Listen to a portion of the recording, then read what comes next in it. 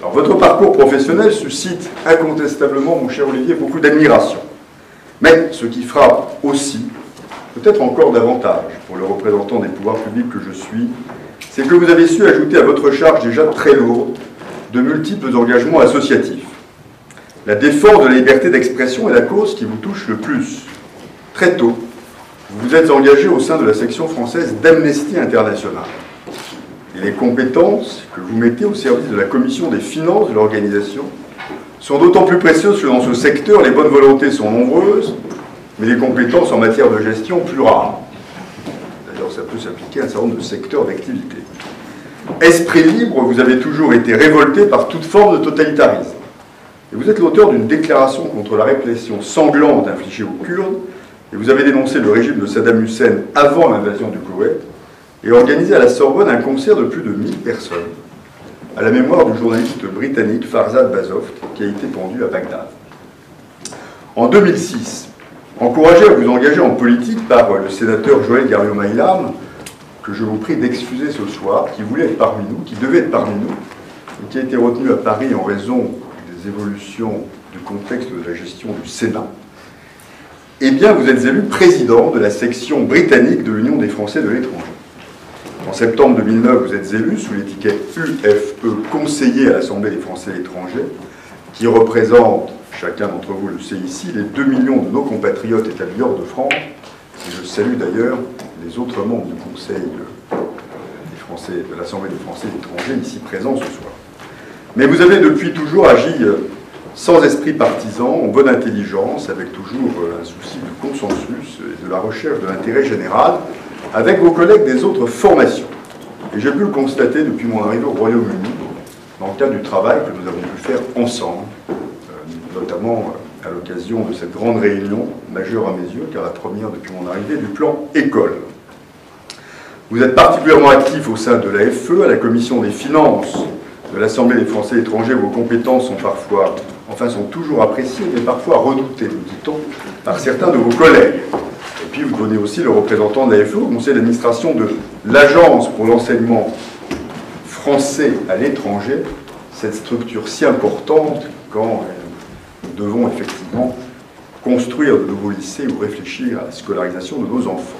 Élu du Royaume-Uni, vous avez toujours le souci de l'intérêt général, bien au-delà des frontières de votre circonscription, et bien au-delà effectivement de ce Royaume-Uni de Grande-Bretagne et d'Irlande du Nord.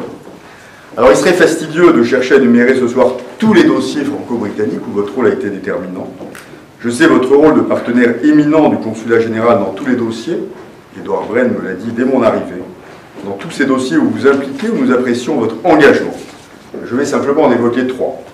D'abord, vous avez été un acteur décisif du lancement du plan école qui vise à développer l'offre scolaire française au Royaume-Uni en recourant à des montages juridiques et financiers très innovants fondés sur le partenariat public-privé, ce qui n'est pas traditionnellement dans les habitudes de l'administration française.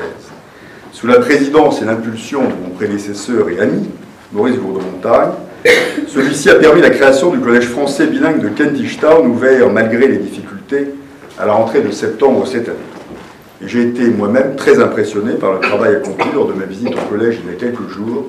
Et j'ai été frappé du dynamisme, de l'enthousiasme de l'équipe pédagogique et des parents d'élèves. Il est rare de rencontrer des gens heureux d'avoir un nouvel outil, heureux d'avoir à leur disposition un moyen de travail, effectivement, qui rend satisfaction à tout le monde. Alors permettez-moi de vous féliciter pour le rôle que vous avez joué dans cette magnifique réalisation au bénéfice de nos enfants. Vous menez aussi une action déterminante dans le domaine de l'emploi. Vous êtes investi en faveur des jeunes Français à travers le soutien qu'apporte le centre Charles Péguy à nos jeunes compatriotes venus à Londres pour une première expérience professionnelle. Vous êtes aussi à l'origine d'un plan emploi pour la création d'un métro transmanche, projet utopique, mais sans doute un jour réaliste ou réalisable, pour permettre à vos compatriotes de la région Pas-de-Calais de travailler à Ashford. Par modestie, vous mettez toujours en avant l'effort collectif qui a permis ce résultat, mais nous savons que ce projet frontalier vous doit déjà beaucoup. Cher Olivier Cadic, vous êtes sans doute une des personnalités les plus éminentes, mais aussi les plus attachantes de cette très dynamique communauté française au Royaume-Uni, et la présence ce soir de très nombreuses personnalités en témoigne. Vous êtes entouré pour cette cérémonie de membres de votre famille, pour votre mère, que je salue, et qui a fait le déplacement depuis la France. Et je veux rendre aussi un hommage particulier à votre compagne, Valérie, à qui cette décoration revient aussi, car elle vous soutient avec constance, patience, dans vos si nombreuses activités. Et je sais ce que c'est que le rôle du conjoint, quand les maris sont un peu débordés. Et à 17 ans, votre fille Margot a toutes les raisons aussi d'être fière de son père et d'être là pour cette remise de décoration. Je voulais saluer la présence du sénateur Yariot Meilam, je le fais affectivement par la pensée. Sachez combien elle est présente parmi vous ce soir. Je salue la présence du consul honoraire à Bristol, Cardiff, Plymouth, des représentants du monde associatif et du monde de l'entreprise. Et puis je salue aussi votre alter ego, M. Pierre Dagonneau, président de l'ADFE, et tous vos amis réunis ce soir en votre honneur. Alors votre activité à l'ASSA, votre sens civique, votre efficacité redoutable dans tout ce que vous entreprenez n'ont d'égal, je le sais, qu'une certaine forme de modestie. Et en retraçant votre parcours, me vient naturellement à l'esprit cette phrase connue mais si belle de René Char. Impose ta chance, serre ton bonheur et va vers ton récit. À te regarder, ils s'habitueront. Alors je crois pouvoir dire qu'à 49 ans, votre parcours aurait déjà pu suffire à plusieurs vies. Enfin, je vous en souhaite de très nombreuses autres.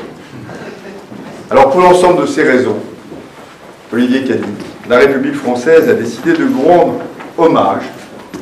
Et le président de la République, grand maître de l'ordre, vous a fait chevalier dans l'ordre national du mérite.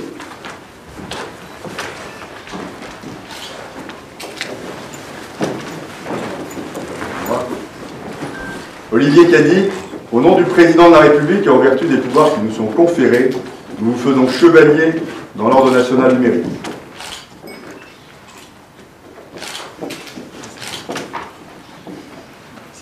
Bravo.